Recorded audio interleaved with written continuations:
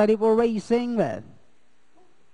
Racing just is started. We have fireworks. Break quickly at the start. All access is done on the inside. Moving up on the outside. Isobel. Hello, Erin. Hello. Then comes Wildstorm.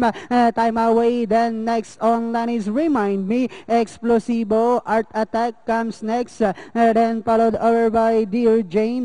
While Empire Queen is the early trailer by about 14 lengths of the leader. And as they swing down the back, we have Fireworks by about 3/4 of a length lead.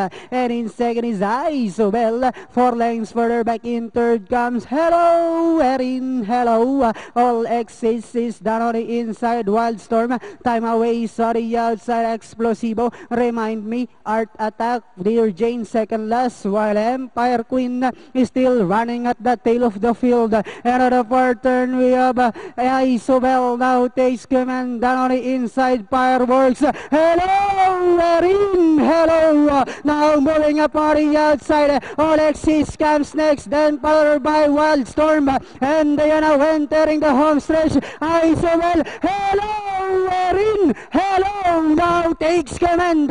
With about 150 meters more to run. We have Hello, Erin. Hello. Now by over ahead.